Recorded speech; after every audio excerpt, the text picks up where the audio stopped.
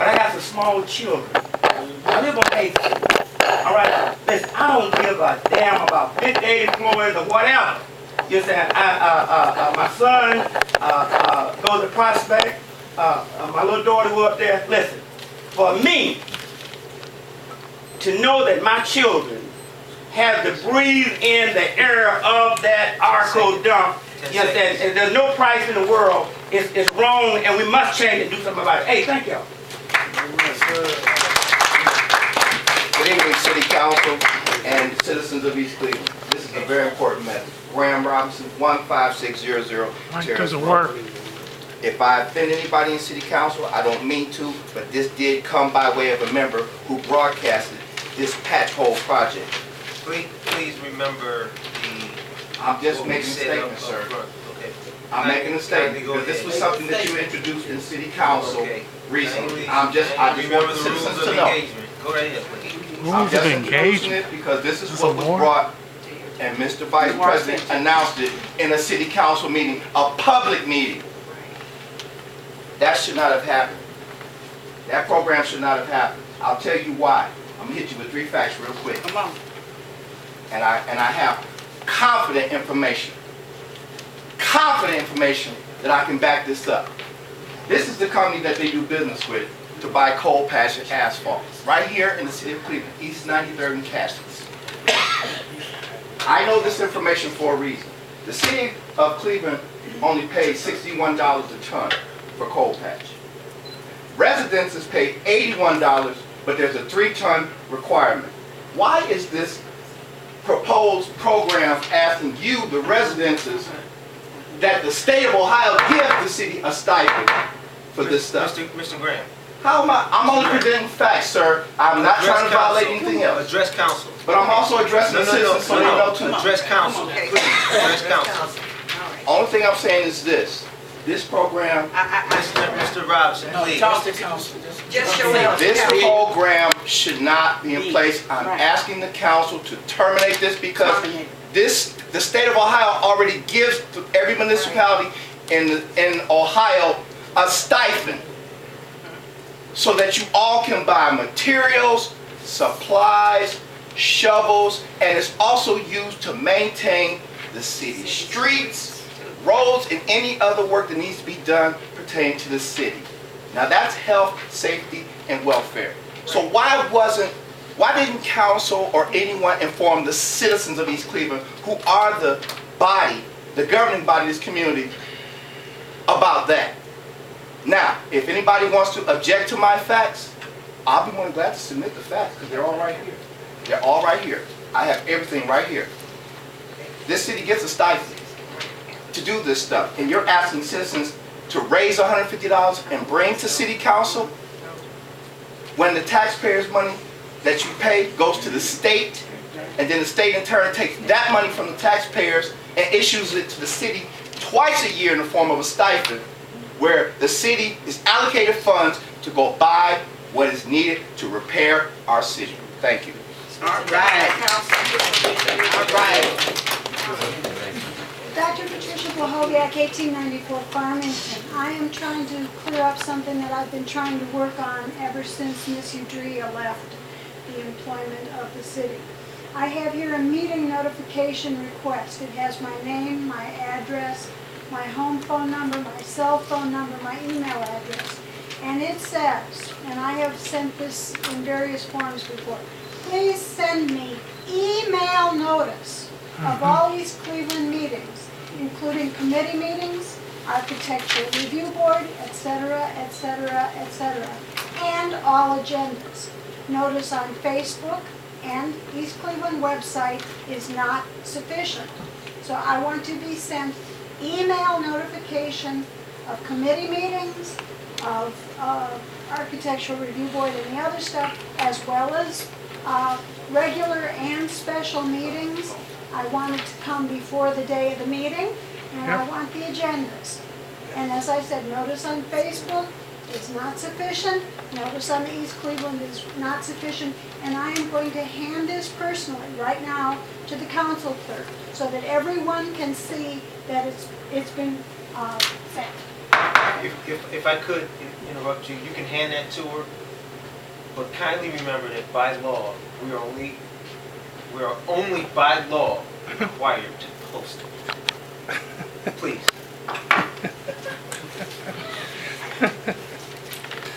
Juanita Dowdy. About these revolutions of these properties, especially Mr. Polk that stayed down the street. He got a lot of money, y'all. $100, $200 for property. You know, he really got money, so he really can do better than this. And I believe all these people that's on here for the mayor, these is his friends. All of them is his friends. We have not got no notice. Nothing have not been posted or anything for us. And we the ones that pay taxes and the ones that stays in houses. Might as well say that they need a house too, property too. We are the citizens of East Cleveland, and we've been disrespected by the mayor ever since he's been in office, and it needs to be a change. Oh, it will be a change.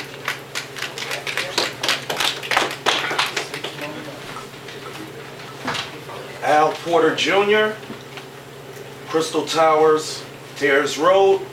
I had to leave my mom in Cleveland because I'm very proud of what I see going on in East Cleveland. And in the Creator's name, I want to address the City Council because of two words. Two words. It's called home rule. And what that means is for everybody sitting on City Council. It doesn't matter to me what the mayor thinks. It does not matter to me what Smedley thinks. It matters to me right now, to the people that I'm addressing, all on City Council, that in the 30s, the 40s, the 50s, you could go and say from Mississippi, Alabama, there was one thing that a lot of our ancestors wished for. When they were down south, in a town, those cities, and the sheriff was a part of the Ku Klux Klan. And the police department were members of the Ku Klux Klan. And they were being lynched, hung. There was one thing that they dreamed of. They dreamed of home rule. If they had home rule, it wouldn't matter to them what money they didn't have, because at that time they believed that they would be able to scrape, scratch, fight, put together money to put into their hometown for home rule. So that's what you all have right now, is home rule. So I just wanted to put that out there and say that's the one thing I'm very proud about.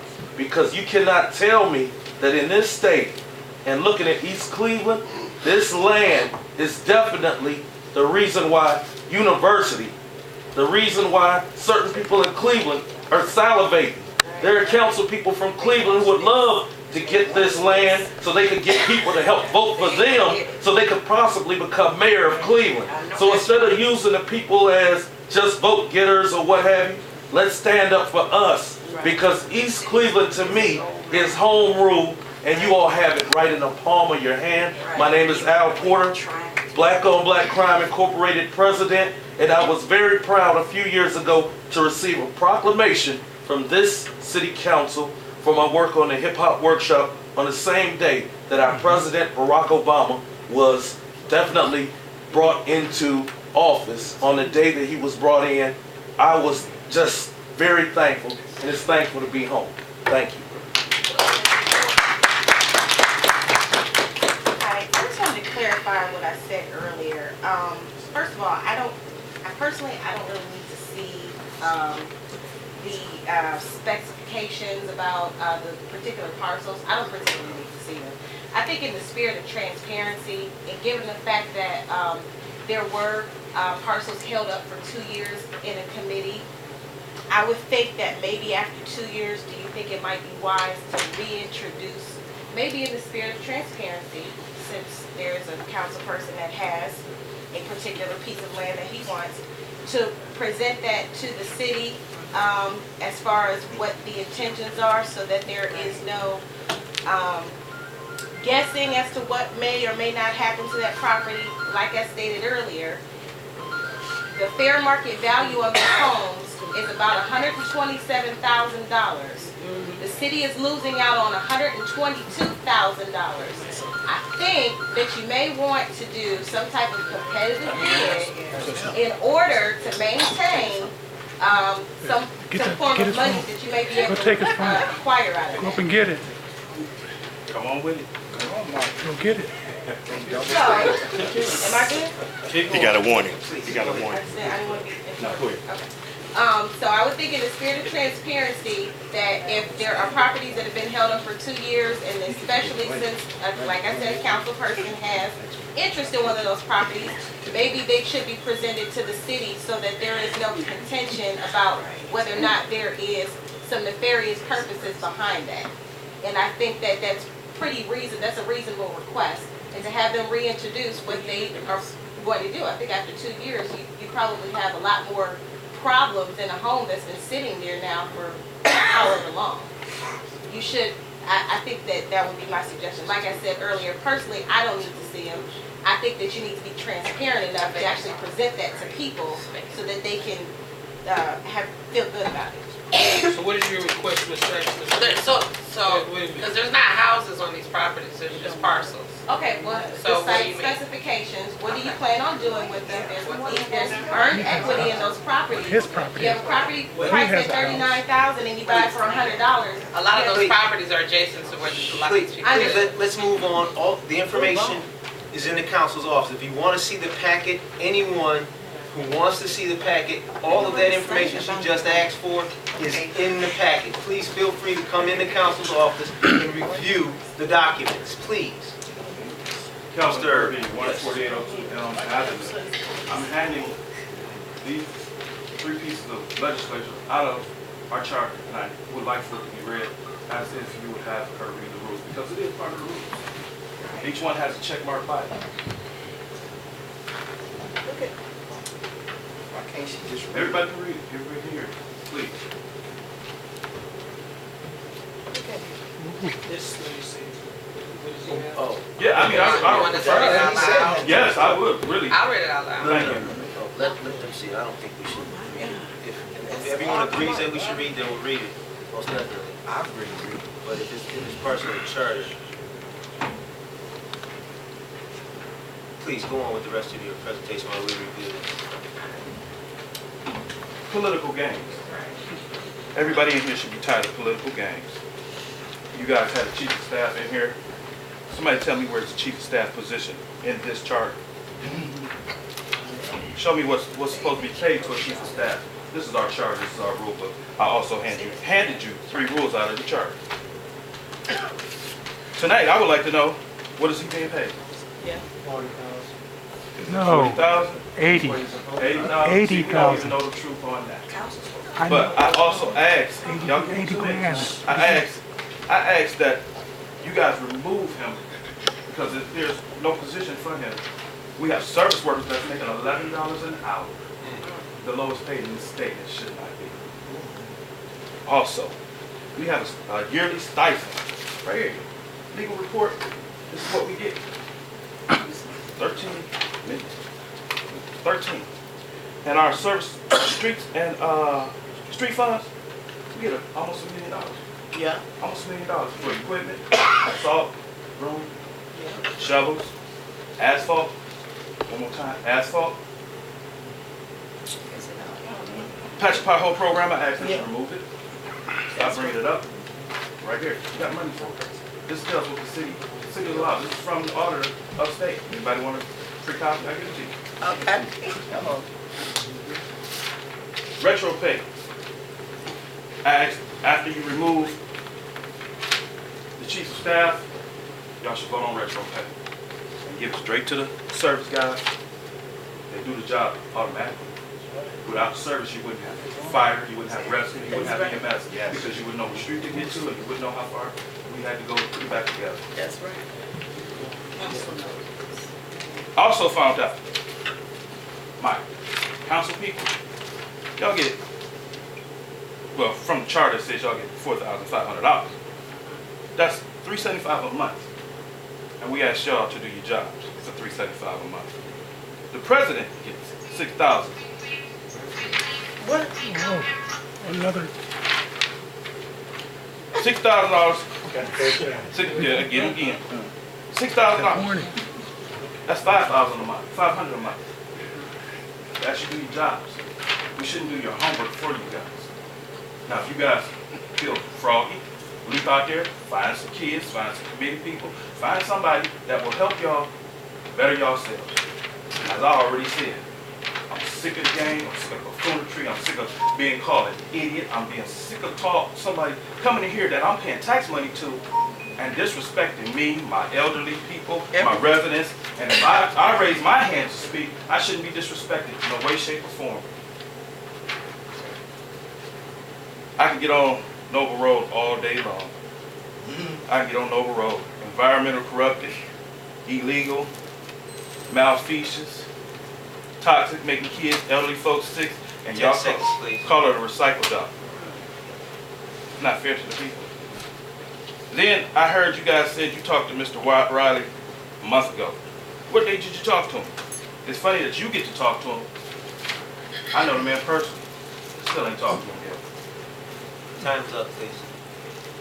I didn't hear my boss. It went off, then I gave you another 10 seconds. It's been about 20 after that, so thank you. Okay. Can I get my thank you very much? You what? What do you need? Good job. That legislator read, that piece of charter Yes. read. Yeah, we'll read it. Okay. Yeah. Leon Hines, 16061 Cleveland. This evening, I don't know if you recognize or heard on the news media that the state of Ohio was granted $80 million again for demolition. I do believe the city of East Cleveland will be granted $23 million of that for demolition. I also understand that that demolition material will be coming to East Cleveland in ARCO's area. So once again, now we have $103 million worth of demolition materials coming to East Cleveland. Please, please be aware that all demolition material was supposedly coming to a recycled development. Understand, everybody needs to understand once again what recycle means. That means that there should be in and out. Right. So there shouldn't just be trucks coming in full of debris. There should be trucks leaving the city. Also, the EPA needs to, you as the council need to make sure that the EPA monitors are in place in that station. Monitors that are stuck up in the air, that above the location. And I don't think I've eyeballed that place since it started. I see no monitors. Please pay attention to that. The next thing is that, once again, when I looked at the money that comes into East Cleveland, it came in on a sheet. Council, whenever we have a meeting, and it's a public meeting, the public needs to know this information. It should be presented and placed inside your agendas so that we also can believe that. Not to belittle anyone's educational status, but last week that I was here, I was called ignorant, along with the rest of the community, about how much can you tell me about financial. I'm a humble man, but I run a business, and I understand about finances. I also run a household, and I understand about finances. I've also read school budgets for years. I understand finances. And it's not a shame or not an issue for you to, the council or the mayor, to distribute that information during these public meetings about what is going on. That is how misinformation comes about. When you don't trust or we don't trust the people that are sitting in these chairs because we can't see the information. It's not about being against these individuals. I've known you guys for 38 years of my life. I understand this. I love this community. I'm part of this community. I do the things that for this community. Yes, I have cleaned up streets. Yes, I have cut grass. Yes, I have taught students. And I owe my life to this community. I owe my family's life to this community. So I will not go down easy without being educated as to what's going on. when I read this today and saw that basically the city is granted through our taxes, the city council and the city is granted 16,000 or 16 million, excuse me, 16,526 plus $1,000. And then I see that on this sheet of paper that certain money is slotted for certain things to be accomplished inside of our city. It is not to be maneuvered from one piece to another piece without your knowledge. Without your knowledge and your approval. Not the mayor. Remember, we live in a democracy. And you are our stewards. We elected you. And we have faith in you and we trust you. So there's no opportunity to show that back to us. Do the diligent work. I've asked you that before and again. Be diligent. Call on me personally. I will do whatever is necessary for this community.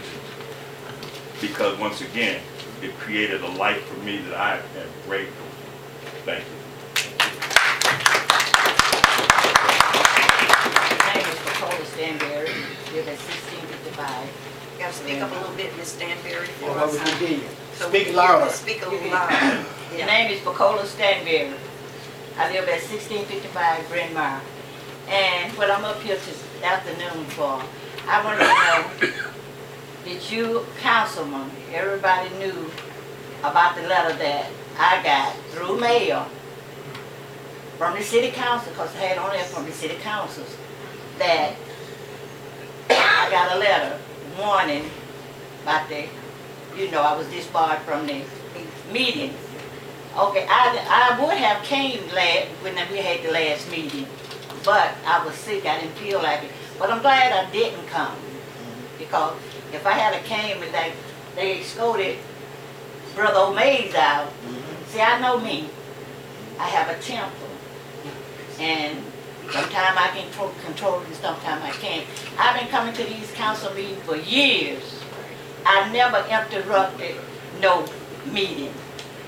When, like that young man just left here, got up and spoke. Now, you gonna tell me when I can say something or not?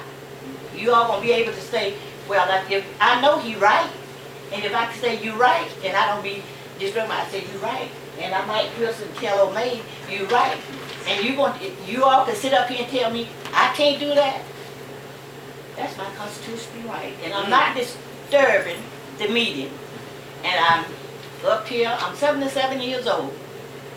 Never had this to happen to me before. And you know what? I'm so disappointed. I respect you. I might say, I'm a jovial person. I might say, I'm not going to disrespect you, and I don't want you all to disrespect me. And I feel awful what you all did. It wasn't right. I'm say address the council. I'm addressing the council. I'm going back what I read on the letter. It said the council people. So now, I don't like it. And I wish you all, I pray for you all, I pray for myself, but I pray for you all every day. Why don't you wake up and do what the law requires you to do? Love yourself first. And then try to love your fellow man. These old people's out here, and there's a lot of old people's out here. We just not being treated fair, and you all is doing what you want to do. And ain't just thinking about self, put the like to me. You're just thinking about yourself, you ain't thinking about these old people. And the young ones either. And that's hurting me real bad. Real bad. And you can sit up here with smiles on your faces. And it just disgusted to me. But to tell you one thing, I can come in this council and not open my mouth. But you know what? There's power somewhere else. I got power somewhere else. I don't have to say nothing. Zaki Rashid once again, and I just wanted to say one last thing, that thank you for what you do. Because the situation that you're in, taking legislation, attempting to pass it, attempting to do the best you can for the citizens here, you all work part-time. You have two people here that's supposed to be working full-time. You're supposed to be able to trust what they give you, fact check them to make sure that it's within reasonable difference between what they're saying and what actually happens. But what I can just kind of observe is that that's not what's happening. You're being given one document, and then the actual conducting of business turns out to be something totally different, which always has you chasing because you can't even go directly to the law director and ask to get support. So there's a couple of different things going on here. I read something in an article about what Mr. Yost said. All of a sudden he got $10 million to give us to help with some sort of a merger process, which also kind of addresses what's really going on your administrative side of it. This city is one of the most valuable assets in the whole state of Ohio right now. And there's been a plan in place a long time ago to bring us to where we are right now. This just didn't happen yesterday. So, knowing where we are, the first thing I would do as a leader is to say, what sort of plan do I have in place as being the leader of this city or a mayor of this city to take us in a different direction? So if I got the finance, I know how much money it takes to run it. I know how short we are or if we have money over. So then you put something in place to begin marching in this direction. But everything I see here that's happening with this gentleman, and I use the word loosely, is taking us directly down the path of losing this business. And let me say one last thing to you, is being African American people, predominantly here in the city of East Cleveland, we have a responsibility to our ancestors. This is land that we already got. People in Palestine killing one another over land. We already had the land. So now our objective has to be to figure out a way to keep our land. Right now, that responsibility rests on you, but also part of it rests on us. So let's work together to figure it out because we got to go in a different direction as it relates to our administration. Thank you. Anyone else? We'll now hear from remarks of the council. Oh, I'm sorry. You can only speak one time. Councilman Martin. Yeah, I Read those have. forms. Read them? You said you was gonna read this.